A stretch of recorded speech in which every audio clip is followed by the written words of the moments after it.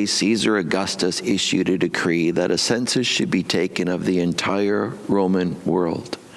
This was the first census that took place while Quirinius was governor of Syria, and everyone went to his own town to register.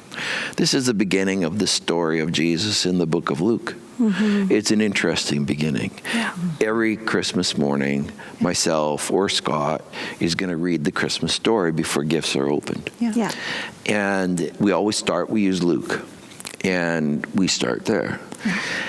You know, it's actually probably more clear to us, this scripture that we just read, than at any other Christmas for a long time. Absolutely.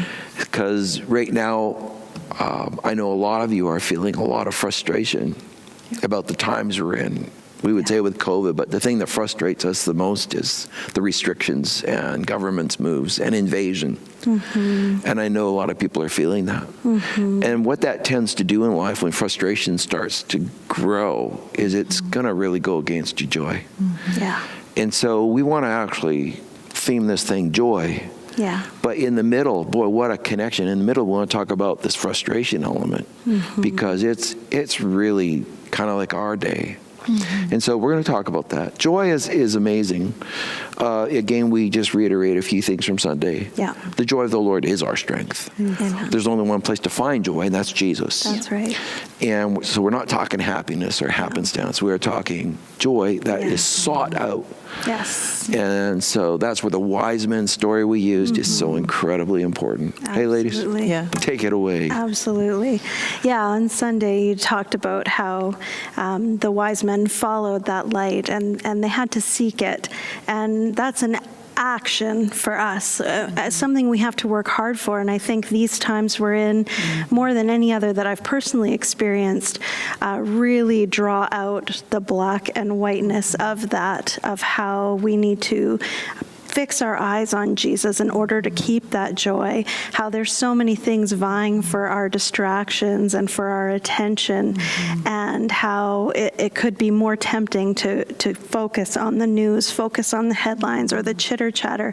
But as Christians, we're called to lead joy. We're called to lead people to the gospel, to lead people to Christ, and we can't be in a weak position in that if we're going to be effective in that. We have to capture that for ourselves and seek it for ourselves. We do. Absolutely. The whole thing was that the star was moving, and they had to move with it. And light moves. And there is also, when you get stuck in your frustrations and you get stuck in your anger, there's no movement in that. Yeah. What that ends up doing is you get rooted in this depression and you get stuck, and it's hard to move forward with God because all you see in that moment is your anger and your frustration. And this is, the things that bother me, instead of looking to Christ, the light that is constantly moving. So how can I take those next steps with Christ? Where is Jesus taking me today with my heart? Where is he wanting me to pray? Where is he wanting me to forgive? Where is he wanting me to move forward? Being attracted to that light and that movement is just key. It is. But, one of the things about frustration, it's such a powerful emotion. It is. It's not a little thing. This is something that I know so many of people are feeling. I'm feeling. Absolutely. And frustration is a form of anger. Yeah. And it exists in your life because of really two different things that are the generators of this. One is block goals. Yeah. That generates this form of anger, and unresolved issues, things that just can't resolve. They just keep going. Well, you see the match. And so frustration in our society and in ourselves is growing exponentially right now. Yeah. Because we have block goals. I mean, things that we want to go ahead with. We just want to move ahead. Somebody in staff meeting earlier today said, you'll remember what the person said. They said, I just don't want to talk COVID anymore. Yeah. I just want to go on to something Move on to else. something else. Yeah, and we've talked about how there's exponentially more work to put into things that are, we're not able to expand and grow in the way that we're used to, right? We're not able to bring out the numbers and have these big events, and it is frustrating. Yes. It is. These are blocked goals. These are unresolved issues for us, absolutely. And it's outside of ourselves, right? We're so used to being able to make a choice and move ahead on that, and of course rely on God for the strength and guidance and wisdom and all of that. But we're so used to being able to keep pressing forward and overcoming obstacles as it is to reveal dreams and goals and whatnot. But I can imagine Joseph here. Exactly. Okay, so Caesar, he wants more money, basically. This is what it all comes down to, okay, in this story. Yeah. Caesar needs to increase the tax roll. So enough of these guys, having the under, what do they call it again? Under the water economy going on. We're going to register you all. Yeah. So here he is, he's got, Mary's in the due time of her pregnancy. And Joseph's got to pack her up and take her from all the way in the north of Israel. It's not a little journey. It's a big journey. From Galilee region all the way down into Judea, which is Jerusalem area. Right. And to his hometown, because he's from the town of Bethlehem, which is the town of David. Right. And he's got to take her on this trip. I don't know about you, but I would be pretty frustrated that Caesar's timing is pretty bad. Exactly. It is. Exactly. And that frustration, we can take that full scenario and go, well, why do we have to do that? I don't want to do that. But God had a huge plan in that, because they were following, the light was always there. God had a plan in that frustration. He had a plan in that census, even though that, Jody, how frustrated would you be? Oh, I would probably refuse to do it.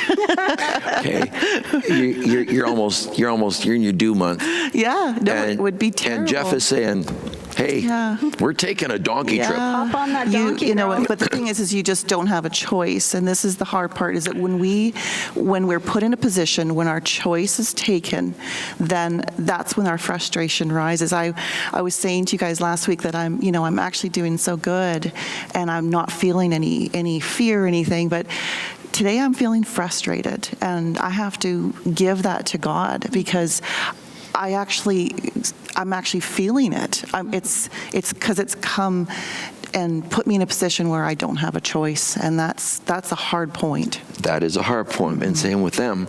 It came from Caesar's. Don't have a choice. And so it was the idea of this isn't something in their own personal lives. It formulated, I need to do this. Yeah. This was coming at them from over them. Yes. And that's where we're at in our world. Yes. So it's funny how this just matches up to our time and season. Exactly. It does. It absolutely does, which should lead us to conclude that God has a plan in this. God is moving in this.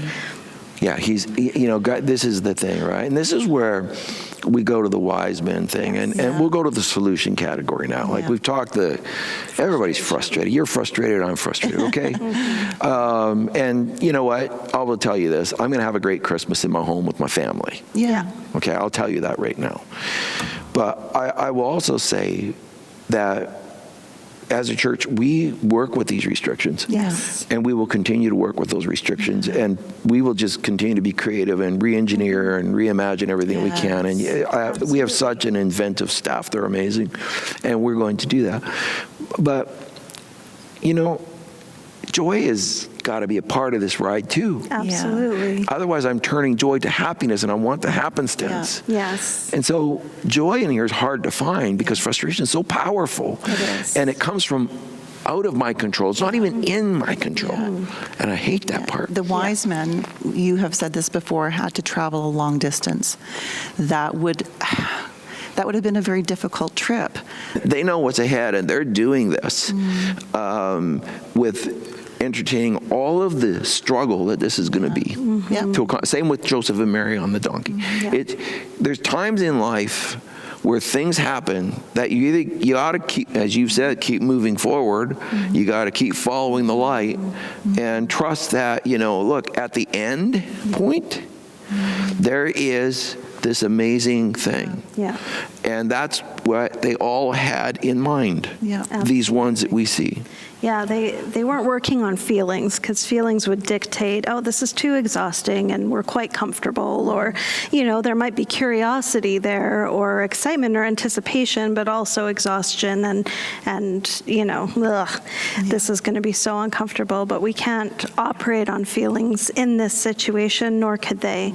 We have to operate in faith and trust and align our focus on who our God is and what his promises are, not what the government says or what situation I'm in, whatever it is. We have to really keep our focus there in order to move out of those feelings and follow the light. Go ahead.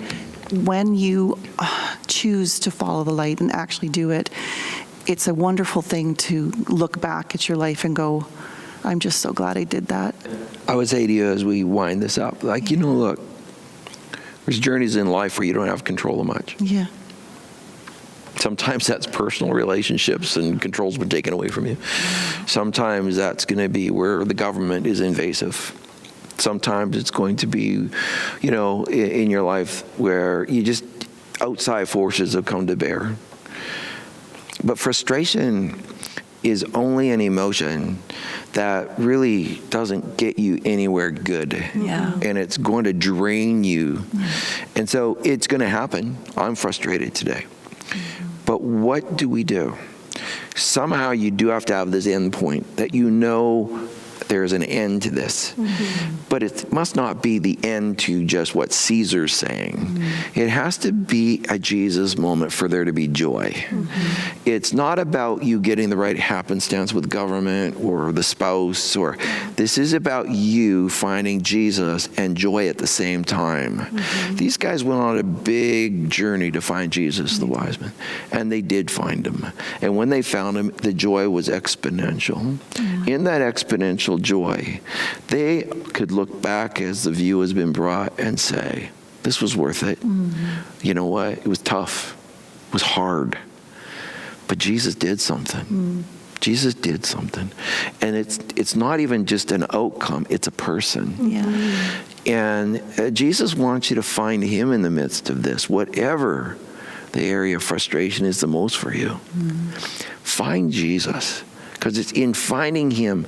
And you say, well, I've been a Christian for many years. What do you mean find him? I mean find him. Find him in the middle of your frustration. Tells you, go find Jesus.